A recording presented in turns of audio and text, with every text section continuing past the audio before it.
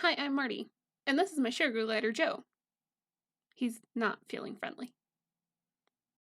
Well, we survived 2020. But we're not going to talk about the bad. Let's talk about the projects I did this year. From making me and my husband matching outfits, to making the Elsa ball gown. And feeding Joe some sugar. Bad idea. Let's do the thing. So I think we can all agree that 2020 has been a rough year. And I'm not going to talk about that in this video. I'm actually going to talk about everything worth celebrating in 2020. And the biggest thing to celebrate for me is my YouTube channel. I've only been doing this for a year and I've hit some pretty awesome milestones. And I have some big goals to, reach more. If you want to hear more about those, I'll put them up. So yeah, let's just review the year. I need the keyboard. Cool.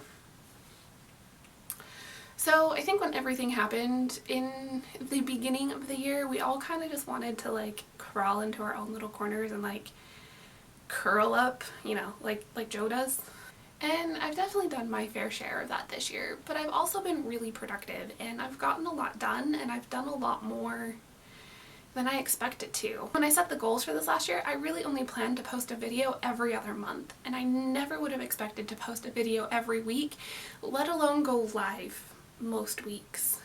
That was a new thing that I started doing when everything shut down, and I really like it, and I'm probably going to continue going live because I love interacting with you guys. And I think that has been one of the highlights of 2020 for me, is building this little community and counting on the few of you that show up live and hang out with me and are chatty. That's just, it's just my favorite.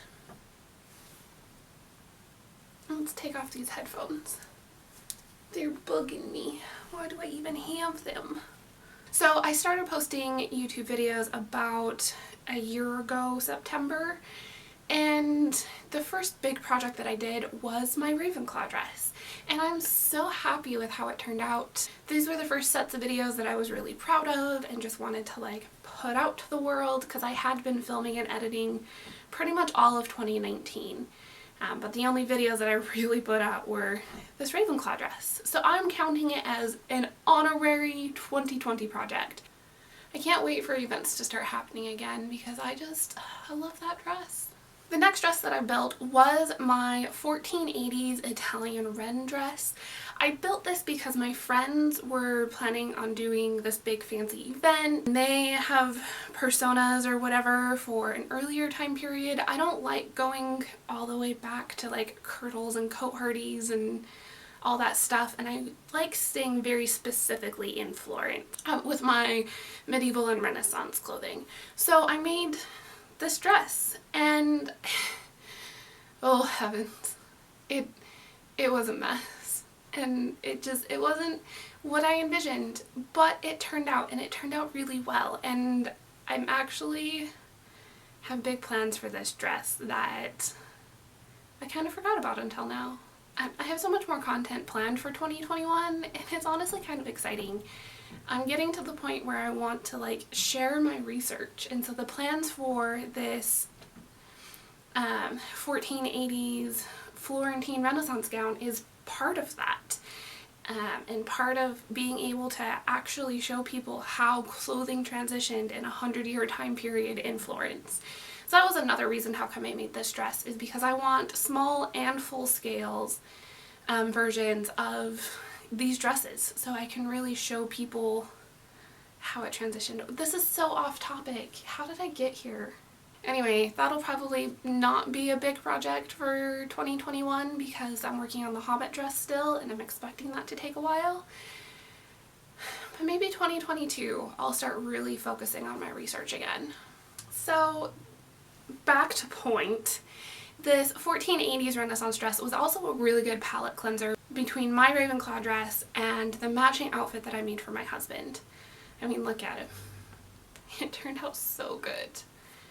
This project was honestly my first big menswear project, and I did take a little bit of an anachronistic approach to it.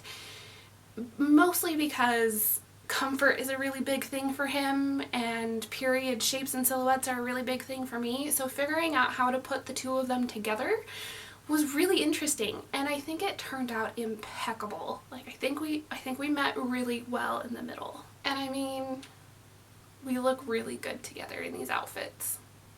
You can't argue that one. I mean, even Joe agrees. Also, like, look at that picture with his cute little hands. It's just... I just have so many cute pictures of Joe. So about the time that everything started shutting down, I had been hired to work on this opera for a local college. And so I had mostly made this ball gown, and then everything shut down and they no longer needed it. So it's still in my closet, unfinished. Right now, I don't know if I'm going to finish it for myself or if I'm going to repurpose that material for something else. Still thinking about it. Let me know in the comments what you think. I already have a fancy ball gown of that time period. It is Frozen themed. I don't know if I need another one though. It was also about this time that I started really making clothes for myself. So I had known for a while about what I wanted my style to be and about what I wanted in my wardrobe. And I think 2020 was the year that I just went for it. And I decided, hey, in between my big projects, I'll need fluff pieces. Let's make the thing. And so I made the pin outfit. And I love this outfit. You guys have probably seen it in a lot of videos. I wear it all the time. I mix and match it with other things. Like, that's the other thing with my wardrobe, is I've decided to incorporate a lot of patterns and a lot of prints, and I'm trying to keep it all within the same color scheme. So instead of like those really bland neutral tone capsule wardrobes, I'm building a really colorful one. And one of my friends, Kiralee from Kiralee Cosplay, actually described my wardrobe as whimsical, and I have never loved a compliment more. Like, a whimsical wardrobe. Oh, it just makes me so happy. Back to point. This pin outfit also started an obsession with button-ups. And I made a bunch, and I experimented with sleeves, I experimented with length, I experimented with a lot of things. I mean, I like layers, I like separates that can be combined to look like dresses. It's just what I like and what I wanted. Joe also really likes the button-ups. Just saying. This year, I also decided that I needed to brand my YouTube channel a little bit, and so I commissioned a friend to make my channel art. She sent me like rough sketches of like Joe in different poses, and I saw this one and I knew it was the one. I just knew it. Look at his little cinnamon roll tail. Oh, it's so cute. At the end of the year, I realized that like, wouldn't it be fun to have more seasonal Joes? So I commissioned her for more. I'm gonna throw my friend's links down in the description so that way if you want like an art commission piece, she is very affordable, very fun to work with. She does a lot more of religious art, which you will see on her Instagram page, but she also does like pet pictures and family portraits and things, and her art style is just completely adorable. So yeah, go check her out, show her some love, because by gonna Alice, you nailed it. The next big project that I wanted to do was something that never actually came to light. So I found this portrait of my second great grandmother on her wedding day. Her name is Bertha Louise. She married Hans Frederick when they had both immigrated to the US, and I just kind of fell in love with her dress, and I don't know why. It's still on my list of things to make or recreate, but it didn't happen this year. And I think part of that was the anxiety of not really knowing what I was doing, on top of like not being able to afford the linen that I wanted to make the dress out of. But because I wanted to make that dress, I knew that I needed to start with the foundations, and because I didn't have any. So we made 1890s foundations with no real purpose in the end. The combinations came out really well. I mean, they're not something I see myself practically wearing, but you know, I have them in case I want to. The corset is something that I really, really like. I want to play more with it to get a better fitting thing. But like, it was my first time playing with a historical pattern, and the shape it gave me was kind of amazing. The corset cover was a lot of fun to make, and it's amazing how much like a simple garment like that can completely change the shape. Also, the petticoat is just so darn cute. By the time I had finished making all of the foundation garments, I knew that I wasn't going to be recreating my grandmother's wedding dress, but I had this material that I didn't know what to do with, and I thought it looked semi-appropriate. Just kidding, it's not appropriate at all. But it was material that I didn't particularly care about, so I wanted to play a little bit with an Edwardian silhouette, especially like the walking skirt shape. So I made this blue outfit, and it actually turned out pretty cute. It's not something that like I pull out and I wear at all anymore, but it was a really good learning experience. I do have a confession. Sugar gliders are not supposed to have chocolate. It's bad for them, just like dogs. But sometimes when I sit down with Joe and I'm eating a snack, Joe decides that he needs a snack. And so that's what happened with this cookies and cream frosting that I had made from scratch. It was delicious. Joe thought it was delicious. Also, if you think that a toddler hyped up on sugar is bad, how about a 8-ounce animal hyped up on sugar? Like, Joe usually does backflips in his cage, but he doesn't usually do backflips like that. It was something. So making that like pseudo Edwardian outfit kind of like sent me down a rabbit hole where I wanted to make more Edwardian inspired things. So I made a hat and more skirts, and I tried incorporating it more into my wardrobe, and I always knew that I wanted like a vintagey wardrobe, but what I didn't know is that I wanted a vintage and Edwardian wardrobe like together. I want them to be friends. I like the combination of the shapes and silhouettes and the look of all of it. I just want it. Probably going to be working a lot more on making that like a actual cohesive thing this year. So stay tuned. So part of like this like Edwardian thing is I decided I wanted to make a vest, and I didn't want to just make any vest. I don't know why I got it in my head that I needed to completely embroider the front of this vest, which I'm now calling the Anne vest, because my little image of Anne Shirley when she grows up is a very sophisticated, modern woman clothing, of course with puff sleeves, so she has to turn sideways to get through a door, but also very whimsical and has things like floral embroidery or random lining or things like that. Like, that's how I envision an older Anne Shirley. And so that's kind of what I wanted to incorporate with this vest. And I had already made a skirt out of this material, and so I thought, why not just make an entire walking suit? This vest is still unfinished. The tailoring aspect of it was just completely daunting to me, but I want to finish it in this coming year. I feel like the honorable mention of this year needs to be that black velvet dress that I tried to recreate from one of Abby Cox's historical garments. Honorable mention. Complete fail. But that's okay, because it led me to, this dress.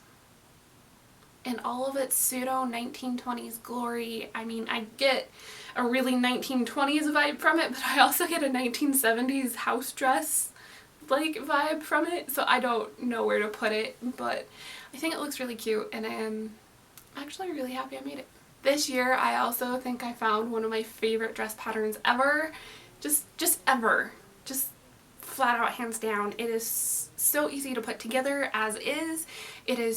Creates the most beautiful, like, vintagey, Edwardian-ish shape.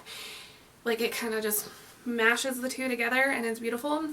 And it's also a really easy pattern to alter and to use as a pattern block for other shapes and dresses, which I've also done. If you follow along on my lives, you know what dress I'm talking about. Hopefully. Did I explain that in my live? I don't know.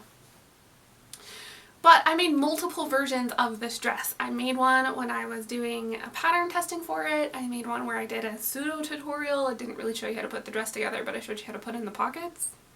And I have a lot more projects like using this pattern planned, and I'm just so excited about it. It's just gonna look so good. I love this dress. Sometime in the August heat, I decided that I needed to join a cult. The American Duchess Cape cult, that is. So I kind of had started this project like way back when they like first launched it, and it was a really big thing, and then summer hit and I realized I'd never be able to wear this, and then like there was a second wave of the American Duchess Cape cult fandom, whatever you want to call it. And I thought, you know what? Let's just get this thing done. I do have to say, getting the worn footage for this in the middle of the plague in like super high heat, not my best move, but hey, I got it, the video's done. That one was also my wearable mock-up for when I made the most adorable thing I have made to date. The Joe cape. When I originally made this, I did not think that I would wear it out of the house. I thought it would be just a really good work garment. But now when I go to leave the house, I don't grab my coat anymore. I grab the Joe cape. It just feels so adorable. It definitely fits with that whimsical wardrobe idea. Yeah, it's one of my favorites. An honorable mention for this year is a project that I don't have a lot of pictures on. Mostly because I only took update pictures because it was a commission for someone. Anyway, this beautiful cape, I honestly love it. I'm probably going to make myself one if I'm just being honest, because you can never have too many capes. I mean, unless you run out of storage, then you can have too many capes. But you can also get rid of other things to make more room for the capes, right? That's practical, right? I had 2 crowning projects this year, and usually I try to limit myself to 1 a year, but now that I'm doing this thing full time, why not do 2, I guess? Nothing happened. My camera didn't just stop filming. Wasn't a thing. Is it too much to say fake news? Oh, ouch. Okay, moving on. So this Spanish gown was as much a experimental archaeology as it was actual research. I feel like I need to explain how I research. Alright, so usually I have a casual interest in something. I will like do a mini project like in regards to it. I will take it somewhere, anywhere. Sometimes I show it off at an arts display, sometimes I won't. Usually what spurs on my research is when someone will come up to me on the highest horse they have, nose in the air, and say, "You are completely wrong, and everything you are doing is terrible." I mean, they don't always say it in exactly those words, but that's how it always comes off. And they will offer no help as to what I can do to improve my research or my project. So this leads to a phenomenon that I like to call spite research. And so my project that I was talking about earlier, where I am researching how fashion changed in a 100-year time span in Florence, Italy, is a spite project. The diving in depth for the Eleanor to Toledo burial gown and the Crimson Pisa gown, and being able to kind of experiment with them and learn the differences between them as well as the similarities. Spite project. One of the specific things that sets my Spanish gown apart from pretty much any other Renaissance dress that I have seen recreated is the fact that I don't wear stays with it. It's mostly out of spite, I'm not gonna lie. And it's just for all of you beautiful plus size women out there that are told you have to wear stays or tight fitting clothing that's uncomfortable for you to have the correct shape. I did this project for you! Granted, I will admit I'm not very busty. I don't have all the proportions that you do. My body's shaped different. I'm average size. I don't consider myself plus size, to use, you know, the big fashion-y term, whatever. It's a little bull. Anyway, let's get back to topic. So I realize that my body's different than a lot of other people who would more identify in that category of living. I don't know, I feel like even though all of our bodies are shaped differently, the techniques used to fit and support things are the same no matter what the body type is. And this is something that I want to explore further, and I was planning on doing that this year, and then the plague. Maybe we'll do it next year. Maybe we'll do it post-plague. Point. The Spanish gown does not have stays. The Spanish gown has the beautiful mid-1500s silhouette. But, like, the Spanish gown just turned out so well, and I honestly, other than the sleeves, which I think we could all agree are impeccable, I think the overdress was my favorite part. Because to me, it's a transitional garment between the very structured doublets of the late 1600s and then the very fitted sack-back gowns of the 1700s. And I realize that there's other time periods between them and they're not quite all like whatever. But the fact that there was a sack-back gown that can be dated to the late 1500s, early 1600s is just so phenomenal to me. Plus it's really fun to wear. It's like billows and it's beautiful and it's, the train is to die for. I'm gonna have to figure out how to bustle that up eventually, but while there's a plague on, it'll be free. The second big kind of crowning project is my Elsa ball gown. And I just have to say, I love the idea that I had to not only make the ball gown, but to make a more casual outfit using the skirt and the cape as well as like everything else. It just, look at these two. They're so great. I mean, the casual look for this was just phenomenal, and the ball gown look was just, right on point. Like, I never felt more like a Disney princess than in this Disney princess inspired historical recreation, whatever we want to call it. Like, it was just a thing. Also, can we just like appreciate my photography and just how much has gotten better this year? I mean, I take these myself. Look how beautiful they are. I mean, they could use some editing. I could like cropping, taking out buildings, but just like the composition. I mean, look at them. Anyway, I'll stop gushing over my own work. Where can I put you? Because I don't need you anymore. Right there. This has been a really fun year. It has been a year of growth, and like going through and looking at all these pictures really made me realize how much I've actually done this year. And, you know, it makes me excited for next year. So, especially with projects like the Hobbit dress and the blue velvet Venetian I want, and what else do I want?